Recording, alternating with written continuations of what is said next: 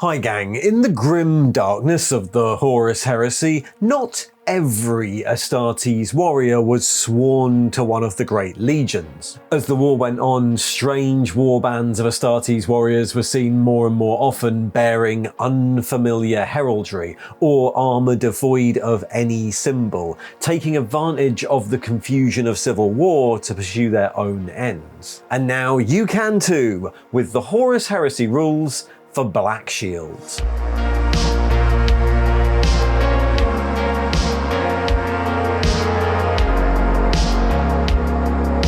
So the Blackshields are the second of two new forces detailed in the campaign book, The Battle for Beta Garmon. We've already been through the Shattered Legions, a pretty complicated way to run multiple different Astartes legions in the same army, but the Blackshields are something totally different, way simpler, and I also reckon the more interesting one. Blackshields was a name applied to any Astartes force in the Horus Heresy that had no clear legion affiliation.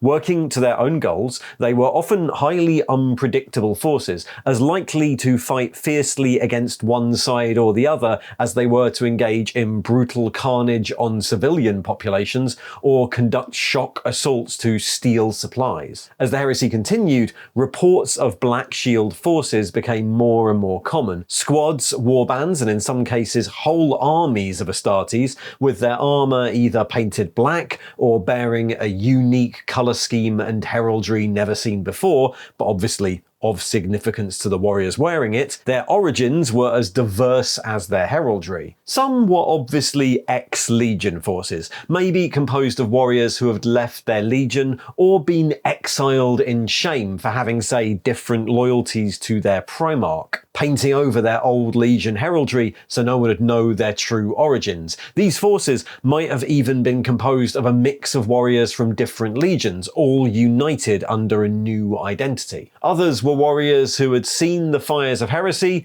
and just checked out, true renegades, maybe opting to create their own protectorates away from the loyalists or the traitors, or just living as reavers, taking opportunity in the chaos to terrorize the space lanes as pirates, stealing whatever they needed to survive. In the lawlessness of the heresy, there were many failed experiments in speeding up the production speed of Astartes, or increasing their strength through genecraft, experiments that created mutated or insane specimens, and the abandoned results of those experiments rampaged across whole sectors. Some Black Shield forces could have had even older origins, secret detachments of Astartes warriors created for some dark and unrecorded purpose during the Crusade, who were then forgotten in the confusion of war and, without orders, just chose their own path. As the heresy went on, some of these forces became useful allies to either of the sides, either as mercenaries paid through the spoils of war, or fighting for revenge against a common enemy, but they always held themselves somewhat apart from the loyalists and the traitors, content to pursue their own war for their own ends. And now you can pursue your own war for your own ends too. The Black Shield rules allow you to build a detachment of dumb clones, crazy berserkers, or space pirates for use in your games. So, much like with the Shattered Legions rules, there are no new units here bar one special character. A Black Shield detachment uses the same units as any other Astartes army. However, unlike the Shattered Legions rules, these ones are actually pretty manageable. Black Shields basically function just like any other legion. When you select your detachment, then it becomes a Legiones Astartes brackets Black Shields detachment, and the models in it get the Legiones Astartes brackets Black Shields rule. Understandably, this means they don't get any of the stuff from any of the other legions. The unique equipment, units, or special characters from the legion lists are not available. Black Shields are their own unique organisation, and as such they count as having both the loyalist and the traitor allegiances in a game, but if there are other detachments in the army, They always count as distrusted allies, that's whether the Blackshields are primary or the allies, and they can't be used in any army that has agents of the Emperor or agents of the War Master, which means you can't put them in the same army as Custodes or Sisters of Silence. If you're fighting in a campaign where you have to have a loyalist and a traitor side, they have to pick one at the start and then they can't change. Blackshields have their own unique advanced reaction.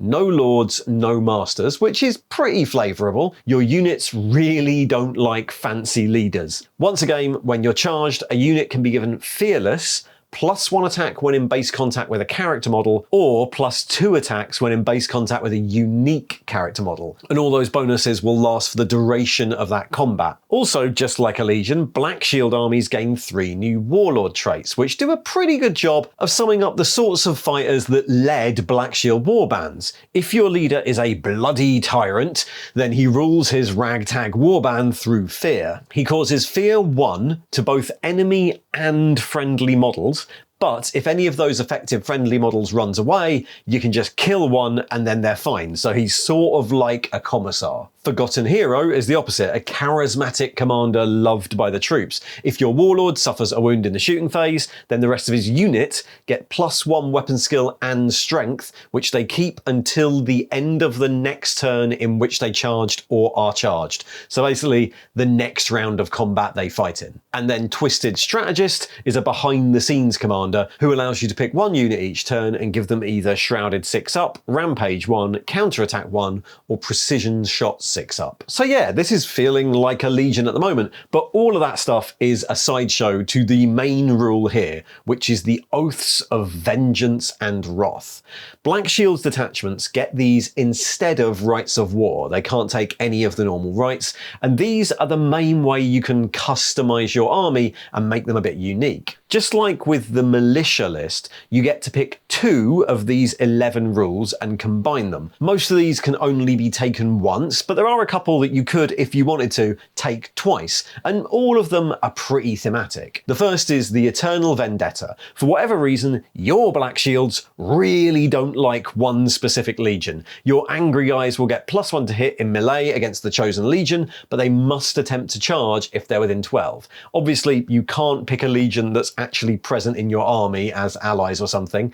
This is one of the rules you can pick twice if you like. You could hate 2 legions. Next up is Panoply of Old. Your Blackshields used to be part of a regular legion, and they've retained some of their old equipment. Your models get access to the armory of one chosen legion and can take war gear upgrades from that legion, but only war gear and nothing else. You don't get the consoles or the Rites of War or anything. Again, this is one that you could take twice if you want. Only in death does duty end, makes your Blackshields a death cult, so everyone can Magyar some Mazans. Your opponent can't score any victory points for killing your units, and whenever they have to take a morale check, they just suffer D3 casualties and keep going. Bear in mind, this isn't just when they fail the check, it's every time they have to take one, so you'll probably want quite big units. The Spoils of Victory is for proper space pirates. Your Blackshields can no longer sweeping advance at all. Instead, your thieving Astartes loot the enemy corpses. Each time this happens, you roll a dice, and on a 4-up, you get an extra victory point. Units who can't sweeping advance anyway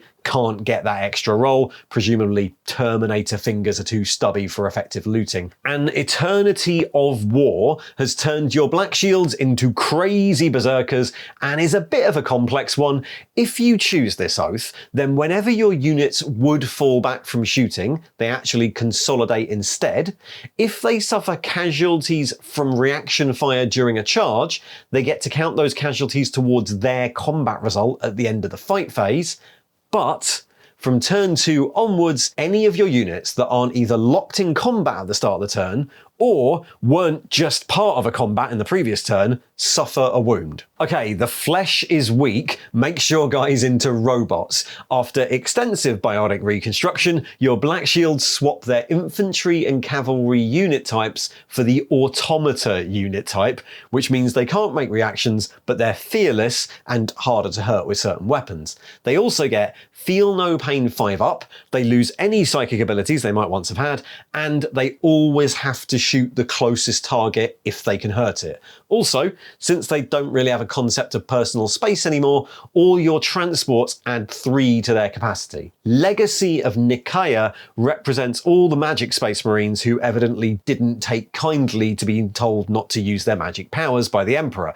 All the characters in the army can become wizards. They get the psychic rule and gain the warp torrent psychic weapon, and you can pay 25 points to give them a psychic discipline as well. It's not mandatory for every character, but one of your HQs and at least 2 other character models in the army have to take the psychic option. Okay, the broken helix represents all the different ways people tried to force grow or hothouse their Astartes once the war had kicked off, using methods like cloning. So if you select this oath, then like with Only in Death, your opponent is denied victory points for killing your regular guys, because everyone hates clones so they don't count. Also, all your troop squads lose some of their special rules. They don't get Fury of the Legion, Heart of the Legion, Spite of the Legion, or Inexorable anymore. Then you have to decide if your detachment are clones or aberrants. Clones are a bit dumb. All your Marines get a 5-up damage mitigation save and can't be pinned, they're too stupid to duck, but they have -1 leadership and initiative and can't make reactions. Aberrants are the opposite, they're crazy. They get -1 leadership and ballistic skill, but +1 strength, an additional +1 strength on the charge, but they have to charge if they're within 12. I'm sure there's a way of making that work, but it sounds pretty complicated. In Disgrace, All Are Equal represents a force of Marines composed of lots of disparate squads with no real leader. If you take this oath, you can't take any HQ choices or a warlord, and all your regular guys are -1 to their leadership. But every other character in the army, so all your squad sergeants, it doesn't count for apothecaries and tech marines, get +1 leadership, +1 wound, and +1 to either weapon skill, ballistic skill, strength, or initiative. And obviously, your opponent can't get Slay the Warlord against you. And if you thought that was a bit of a rite of war disguised as an oath, Pride is Our Armour is even more of one. This represents armies of elite veterans. Your detachment, either primary or ally, loses all of its troop slots and can't include any troops choices, but gains 2 elite slots, one of which would become compulsory. Then, veteran squads can pay 50 points to get Line, Fury of the Legion, and Heart of the Legion, turning them into just very tough versions of a tactical squad. The points premium to do that is very high, 50 points, but they sound pretty effective, right? Then finally, we get to the 2 oaths everyone remembers from last time, the ones that give your Marines crazy weapons. If you take the Taint of the Xenos, you get access to crazy alien weapons, which means that this Marine is once again legal for use. All these alien weapons are represented by profiles for Xenos, Deathlocks, and Doomlocks, both of which are basically overpowered Volkite weapons, and the Xenos Halo Blade, which is a +3 strength power sword. But you have to be careful, the more guns you have in a particular squad, the more chance there is of someone dying from lethal exposure to filthy Xenos technology. The guns can be obtained by anyone who could usually have a Nemesis bolter, combi bolter, plasma gun, or a plasma pistol for the Doomlock, and the sword is just a straight swap for a power weapon. And then the Weapons of Desperation oath represents Marines who have just run out of bolts, and just like in the only true source of Space Marine lore, Space Marine by Ian Watson, they've taken up worse weapons.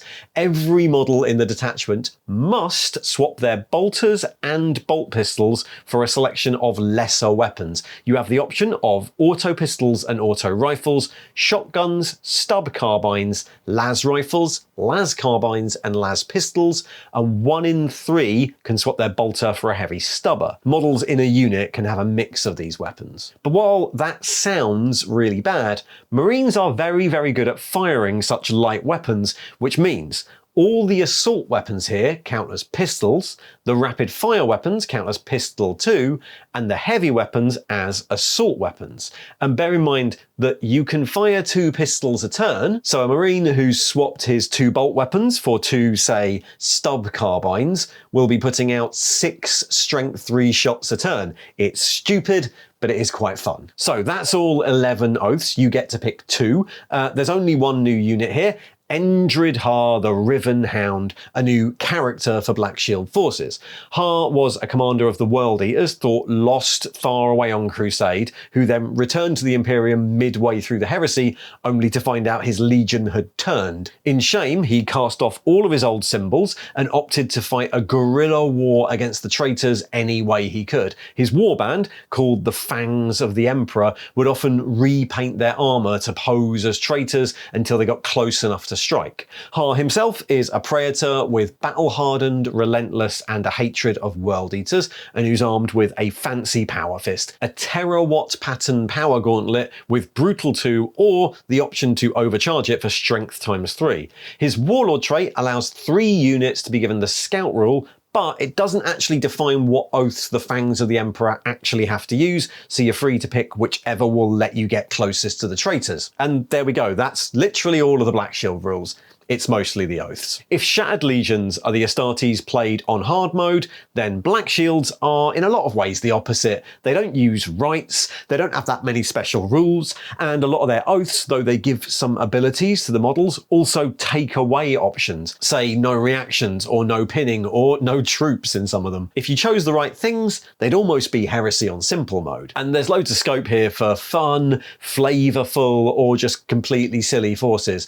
An army of Necrons with Space Marine heads played as bionic robots who just shoot the closest thing. Or use all those mono-pose 2nd edition Marines as an army of clones. Or, obviously, the best option, Pirate Marines with like auto-pistol black powder weapons stealing everyone's stuff. And also, if you are new to the Heresy and you've already got an army of 40k Firstborn Marines painted in some 40k colour scheme, this gives you a fluffy reason to include them on the battlefields of the 31st millennium, with or without parrots. So there, I think this is a really fun army. I think it's going to be a lot easier to run than Shattered Legions, and hopefully it means that the battlefields of the Horus Heresy will soon be full of crazy, weird, unknown marine armies. Thanks for watching.